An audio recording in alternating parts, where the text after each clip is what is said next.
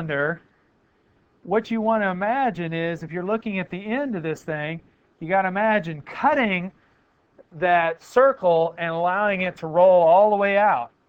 So that way, if you took a pipe, cut it on one end and rolled it all the way out, it would basically make a rectangle, and you could just say, oh, length times width is my area.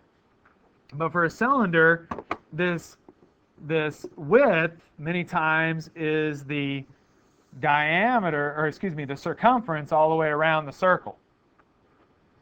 So what you end up with is, when you're calculating the surface area of a cylinder, what you end up having is pi times diameter, which is your circumference. Then you multiply to that the length of the pipe. Okay, so pi times diameter will give you the circumference and then the length of the pipe, and that'll be the surface area. Well, not the total surface area of your cylinder, because if you needed to, if you had to worry about the ends, you'd have to add on a couple circles on the end. But remember, we're really doing a pipe here, and so you don't have to include the surface area of the ends. All we're doing is the sides of the sphere. So we're just going to be pi times the diameter times length will be the surface area. Let me change this from surface area to cylinder. That way you guys don't get confused later. Just the surface area of the pipe. All right. So what is this for one pipe? Well, we have 3.14 is going to be my estimation. Our diameter here, it is 1 inch. And our length is 10 feet. But we better not have everything or we need to have everything either in inches or in feet. So let's go ahead and convert 10 feet into inches. So 1 foot is 12 inches. So 10 foot is 120 inches.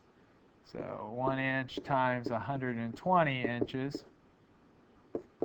So the surface area for one pipe here is going to be 3.14 times 1 times 120, 376.8 square inches, because the inches times inches square the inches. So now we know what the area up and down this pipe is. So now we need to know, well, how many pipes do we need total? So this was equal to one pipe. So if we want to know, or one tube, I guess I should call it a tube, shouldn't I? Start out calling it a tube pipe. But in heat exchangers, normally we call it a tube. We know that one tube is equal to 376.8 cubic inches. We know that for 1 cubic inch, it's required that, or we can transfer 41.2 BTUs per hour. And we know totally we need in this heat exchanger to transfer 7.52 times 10 to the 6 BTUs per hour.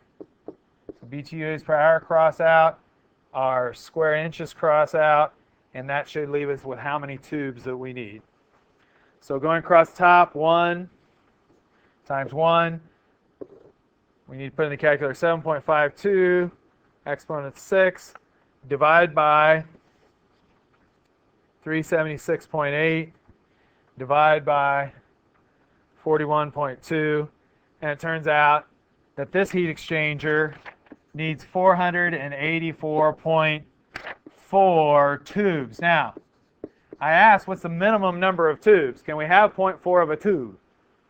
No, we better go round up to the next whole number and say, all right, what we really need minimum is 485 tubes for this heat exchanger to work properly.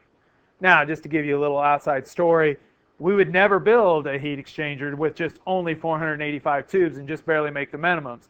Because one of the things you'll learn in your other classes is we do get dirt in our heat exchangers and corrosion, and that starts making the heat exchanger less efficient.